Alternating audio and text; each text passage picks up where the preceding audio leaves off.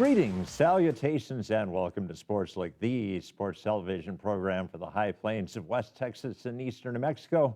I'm your host, Doc Elder, and just because we can, we're going to have a football-themed episode in the month of February. And we're going to have, to start off, the head coach of Greyhound football, Kelly Lee. We're going to bring in iconic college football coach Bill Snyder via Zoom. I'll finish up with a football-related overtime. So let's bring in Kelly Lee right now.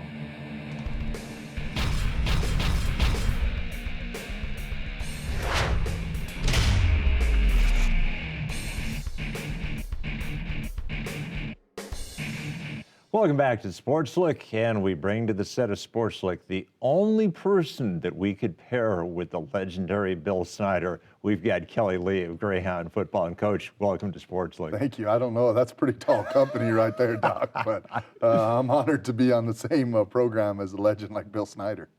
Well, Coach, obviously, I had the privilege a year ago of sitting right in the studio and doing with you the signing days we've done for a couple of years, and we were really looking forward to fall season, and then we found out we weren't going to be able to play in the fall, and we were hoping to play in the spring. Is there any chance that there's going to be a football game this spring, or is it wait until next fall? It's probably wait till next fall. Best case scenario is maybe we could get some scrimmages or something like that in. Really we need some restrictions to change. We're in pods of 5 right now, and we're out there practicing. We've got our kids, and not only doing that, but lifting and running and getting stronger. But we go out in the field, we got pads on, and we're doing things, but it's basically all individual technique right now, which is good, to develop players individually, but you'd like to, at some point, be able to do some team stuff. And we haven't ruled out the ability to play a game, but we need some things to happen pretty fast over the next few weeks. Yeah, and obviously it's a day-to-day situation. Yeah, the first step is to get into group of 10, so we're hoping that happens on Thursday, and then we'll go from there. Well, Coach, obviously you and your staff have to be the main ones keeping your kids plugged in, keeping them motivated, but there has to be a certain buy-in on the part of your players. And who are the guys that really help them to keep the kids motivated? We've had incredible leadership from the team during this time. Some guys, Mason Richards, who had a fantastic freshman year, has really come forward as a leader, even as a sophomore. Vili Fahishi, our all-region offensive lineman's doing an outstanding job, and on and on. We've got a lot of guys. Tyreek Branch, a guy that's played and now kind of in a leadership role. Zach Fields, from the wide receiver position. Justin Manyweather, guys really. Some guys being very vocal, some guys leading by example, and then guys just keeping the team together through the stuff we have to do online and connecting. And I've been really proud of them to see that ownership and that buy-in from them. And obviously, with the human toll, we get why we had to be safe, but it's a shame because looking at the Lone Star Conference that would have played this spring, I think you guys could have run the table. Yeah, I think we would have had a really good chance. We fared well against those group of teams over the last year. I think probably we have a winning record against all of them except for Midwestern, and we're right there. Our games with Midwestern basically come down to the last possession every year, whether we win or lose, or we play each other so well. So it would have been a chance to really compete for a Lone Star Conference championship, and not like we always do. But like you said, I think the odds would have been really in our favor, and we were looking forward to it. And fate didn't have it. So we're trying to focus on next year right now. Exactly. Well, speaking of next year, you did have a signing day. We weren't able to cover it live like we usually do. And looking at the incoming recruits, what sort of a blend is it between high school kids and JUCO transfers? It's almost all high school kids. We didn't sign any transfers. We signed a couple at the mid-year. We had 2 or 3, 4 total at the mid-year that came and joined us. But this group was all high school kids, with all of our kids getting a year of eligibility back. We have more older guys. A lot of times we look to the transfers to fill holes. When you have older guys back, there aren't as many holes. And I've really been surprised at our retention. I thought through COVID and online school we would really lose a lot of guys, and we haven't. to give our kids credit. They've really stayed in the program. They're working hard. So that's been unique, and it made recruiting a little challenging because you don't know where you're going to need. So we really wanted to get young guys, guys that we could develop and just get depth. So we kind of tried to recruit it 2 deep on both sides of the ball with an incoming freshman class of quality guys. And the thing to note is there's the talent level of players available for Division II schools increased dramatically this year because with the Division I schools not knowing losing eligibility, there weren't scholarships to give. They can't break up their scholarships like we can. We can still find ways to recruit players, but it's one scholarship for one player at that level. And so if they're only signing 3 or 4 this year, there's a lot more players that in a normal year would sign Division I that now we're being recruited as Division II players. And I'm proud to say that our coaches, assistant coaches, did a phenomenal job. We weren't able to bring a single kid on campus to visit. So we signed 50 kids sight unseen. They worked their tails off. They did a heck of a job, and it's probably the most talented class we've signed during my time here at Eastern. So I was very pleasantly surprised and very proud of their efforts and what we were able to land. Some really great players and people. And with that number of kids, we obviously can't talk about all of them, or it would be a signing episode. Sure. But sure. If you can kind of hit a few highlights, you said that it's really good talent, but there are a couple of kids that are really jumping off the page. One of the kids that I think is in our backyard is Devin Bailey from Melrose. I mean, I think that's 6'5", 215-pound kid that runs state champion high hurdler, can jump, can run. I think he's a diamond in the rough, and I think, maybe some of those kids those New Mexico kids that didn't get to play their senior year, maybe they weren't on people's radar, but because of our camps and our connections with them and the fact that they've come up as juniors and watched games, we were able to still recruit them and land them. And I think that there's some good ones in that bunch, but that's a local kid that stands out right away. We pulled a few out of Goddard and Roswell as well that we're excited about, and just a great class. We were able to get a little bit down into East Texas and the Metroplex and pull some quality kids that usually that place is so recruited that it's hard. But now with less opportunities, we were able to get some kids, some talent out of that area, and we're excited about what we landed. Well, it's great that we were able to recruit that many kids, but I'm really impressed that we were able to retain that many kids. And it really says a lot about the brand identity of Greyhound football that kids are plugged in. Yeah, they're plugging forward. They worked out hard on their own, and we were able to bring 50 kids or so back in November and work out for a month. And then, we've got 90-something kids in our program right now working out. And so, it's tough when you don't have games to look forward to, but they've made the most of it, and it's to their credit. They're working hard and getting better every day. And of course, obviously, one question that we had going into football was who was going to replace Wyatt Strand. Is the competition pretty much still open, or do you have one kid that's kind of emerging as It's pretty wide open. It's kind of a 3-headed race right now. Jacob Chavez, who's gotten plenty of experience in our system, and Rashad Carter, who was our backup last year as a true freshman. And luckily, Wyatt took all the snaps, so he didn't have to use a redshirt year. So he was our number 2, ready to play if he had to, but he still got 4 years left. And then Kyle Burns, a transfer, ran our offense at Centennial Burleson, transfer from Cisco Junior College, is in the mix with those guys as well. So a guy that's, we've got 3 guys that know our system and can really operate. And then, we've got a freshman on campus too that's pretty talented, Seth Matley, that's in the mix too. But I think it's going to be wide open, and that's where it would benefit if we're able to do some team stuff this spring to really be able to evaluate those guys in those situations. Otherwise, it's probably going to push all the way into fall camp. Yeah. And what is this spring? Normally we have a 4-week period of time leading up to the inter-squad scrimmage. So this is actually our season. So we're able to practice pretty much the whole semester. Now without a game or something to look forward to and being in pods of 5, what we're doing is we're still lifting 4 times a week, which you wouldn't do in season because we're trying to get bigger, faster, stronger. We took the first month or so and still did a lot of conditioning, a lot of sprint work, and practice 1 or 2 times a week. Now we're up to practicing 4 times a week. So our plan's to kind of go up to where we're practicing 4 or 5 times a week and then start tapering down so that we can really make another push for strength gains at the end. So it's a little mix of a normal off season with a practice, but we don't have to try to condense it all into 3 or 4 weeks. We can pretty much practice all semester.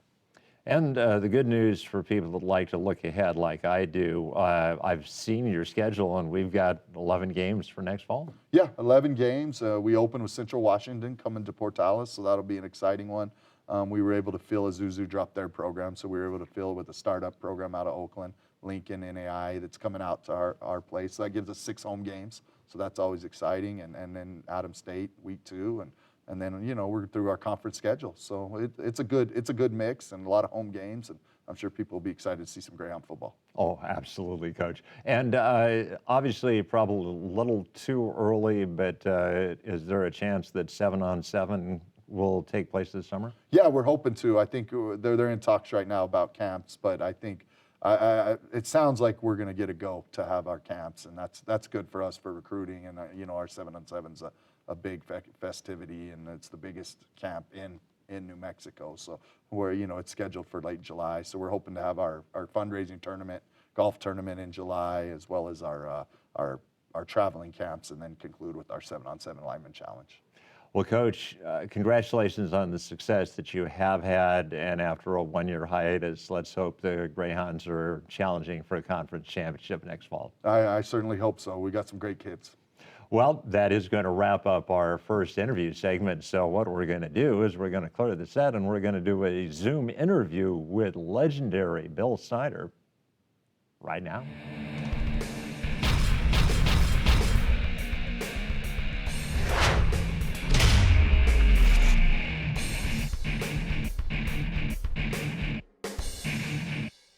Welcome back to SportsLook, and it is an honor and a privilege to bring to the set of SportsLook Bill Snyder, a Hall of Fame coach in the college ranks. And Bill, welcome to KNW SportsLook.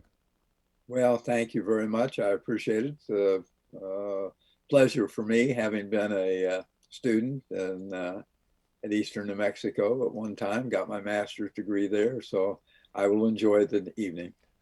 Coach, you led me perfectly into my first question for you. You were a graduate student at Eastern New Mexico University, and what was it that attracted you to the graduate program at Eastern New Mexico University? Well, I had not been aware of it. I had attended William Jewell College, and there was a gentleman there by the name of Dr. Norris Patterson, who was the athletic director and my football coach there. And he actually got me my very first high school teaching and coaching job at a small school in Missouri, Gallatin, Missouri, which wasn't too far from Jewell and wasn't too far from my hometown. And I enjoyed the time there, but I felt it was important to go back and get more of my education. And shared that with Dr. Patterson, and he knew the athletic director at Eastern New Mexico. They had shared time together, and he contacted him, and he was able to provide me with what in today's times are called graduate assistantships. I'm not sure what the terminology was at that time, but nevertheless, it allowed me to go to school there. I'd never been in Portales, never been in New Mexico, but I truly enjoyed it and enjoyed the people there. Dr. Dickerson was a good man, and Ralph Richardson was the football coach at the time. I got to know him. My roommate, I'll tell you very quick and somewhat hilarious thought. My roommate was on the diving team at Eastern New Mexico, and his name was Ken Copeland, and Ken was about 5'6" tall. He was a great diver. He was about 5'6" tall, and he weighed about 370 pounds. And there was not an ounce of muscle on him. He was just as you perceived what he might look like, that's what he looked like. And yet he was an unbelievable diver, and how he could control all that weight was amazing. And he was really a good person and a good friend. I enjoyed my time with him as well.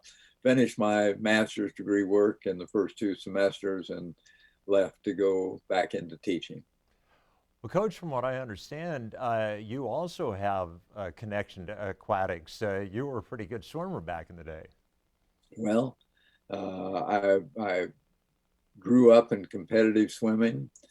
When I was still in high school, I coached always taught swimming lessons and coached a local swim team and still swam competitively myself.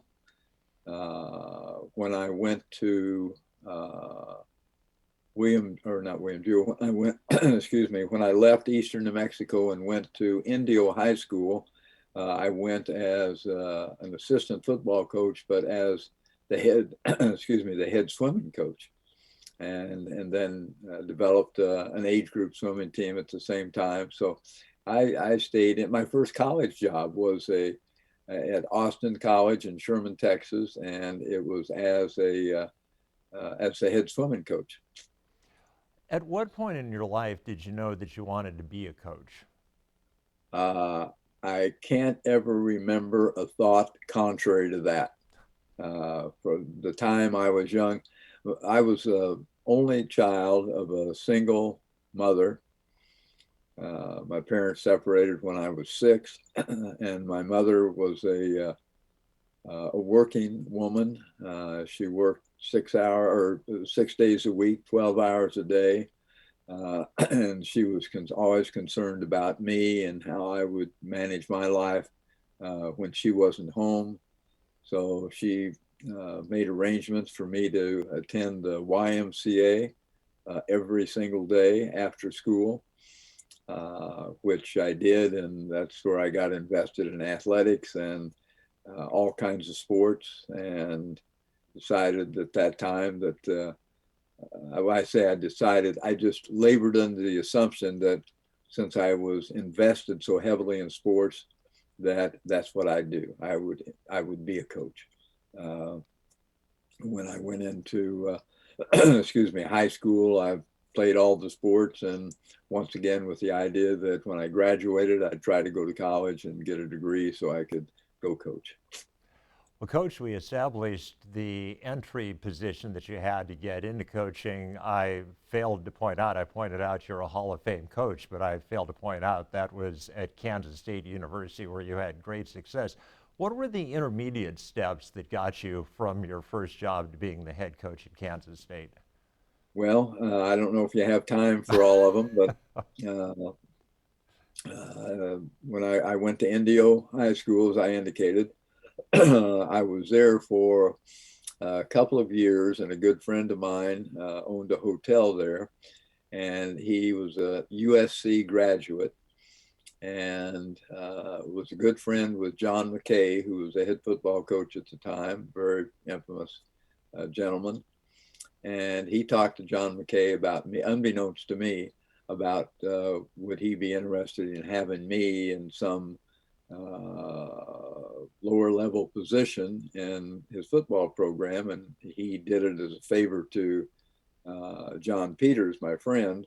So John called me and said, Coach McKay would like to have you, on his staff working at a lower level, and you can continue work on your education. So I went to USC, started work on my doctorate degree, coached on the freshman football team. That's when they had both varsity and freshman, and truly enjoyed it. Loved John McKay, thought he was miraculous. I was there for 1 semester, and then the high school where I had come from, Indio High School, the head football coach retired, so they contacted me to see if I would go back and become the head coach, and I did that. I was there for about 3 more years. Then had an offer to go to Foothill High School in Tustin, California, just outside of Santa Ana. and I was there for several years as the head coach of their 5 years. And then a good friend of mine from William Jewell College in Sherman, Texas, was coach, or not Sherman, in William Jewell College in Liberty, Missouri. And he was now coaching at Austin College in Sherman, Texas. And he called me and said they had an opening and asked if I would be interested in coming down there and being an assistant coach, offensive coordinator. And so I wanted to get into college and I was trying to climb the ladder. So I said yes. Went there, was there for 2 years, and then Hayden Fry, who had been at SMU, went to North Texas State. And he got a hold of me and asked if I would be interested. And we talked, and eventually I was. And so I went with him. We moved to Denton, Texas, and I was there. We were there for, I think, going into our third year when the University of Iowa hired Hayden Fry. And Hayden asked all of his staff, if they would go with him. And I was at the point in my career where I really wanted to stop running around because we were having children then, and it wasn't fair to them and fair to my family. And but Hayden was moving, and so there's no job available if I don't go with him. And so, and it was a big step up. It really took us into the Big Ten Conference and a program. It was ideal. The program who had previously, many years ago, had been highly successful and then faltered over a period of time. So you're going in at about the right time. And so I was there for 10 years, and I was destined to make that the last stop. And after 10 years, and I'd had a number of offers to move away, and I said no. And then the Kansas State people contacted me, and I initially said no. And second request, I said no. And finally, one day, the athletic director and one of his aides knocked on my door, and I didn't know them by appearance. I had talked to them on the telephone. And so they came, visited, and jokingly said, "We refuse to leave until you choose to come to Kansas State." And there was some more story behind it, but at the end of the day, I eventually said yes, and been here ever since. Well, Coach, our paths actually crossed back in the day because I was the assistant football coach at Vinton, Iowa, when you were an assistant coach at the University of Iowa. And I actually heard the coaching staff at the University of Iowa talk at a football clinic for coaches. So a small world that brings us together on the set of SportsLook at Eastern New Mexico University. But True story. Coach, obviously, we would hope as a football player that we get a chance to play pro football and that we'll have lengthy careers. We'll be like Tom Brady. But realistically, most kids don't get that chance. So the football they're playing on the college level for Eastern is the last football that they'll play. But football is more than just a game. It can teach life lessons. And what's the most important life lesson that football can teach? Well, I think there are so many. But, I think one of the major principles probably is the capacity, and the game itself, the organization helps you do that. And that is to, surround yourself with quality, caring people, people who genuinely care about you, people who want to and can and will make your life better. The life is about people, and we have the option. In other words, we get to choose, who we connect ourselves with and who we do not. And I think sometimes people make bad choices in that respect. But when when you make the right choices and put yourself around the right people, they can help give you guidance and direction and assistance in regards to becoming successful. Now, I think there, are an immense number of things that assist one in becoming successful in life. But I think that's certainly, one of the most prominent. Well, Coach, it truly has been an honor, and like I said, a small world that I got a chance to hear you talk back in 1980, and I got a chance to hear you again in 2021. And thanks so much, and I hope you still regard your time at Eastern as a favorable experience. Well, it truly was, and enjoyed my time there, enjoyed the people there, and that was extremely important to me. Appreciate the opportunity to visit with you and wish you well. Thank you, Coach. Thank you. Well, that concludes the interview segment of SportsLook. So what I'll do is I'll finish up with an overtime right now.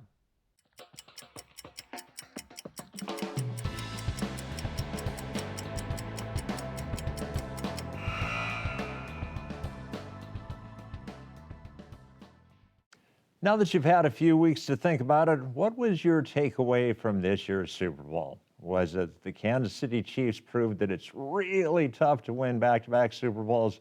Was it that Tom Brady seems to have discovered the fountain of youth in Florida that Ponce de Leon was looking for back in the 1500s? Well, for me, because my SportsLook crew has a large number of females this year, I was impressed with a young lady by the name of Sarah Thomas. Who is she? She was the female referee out there on the field. And not the first female referee a lot of people think she was. No, there was a young lady back in the day, back in 2012, that was the first female referee. So that's my takeaway.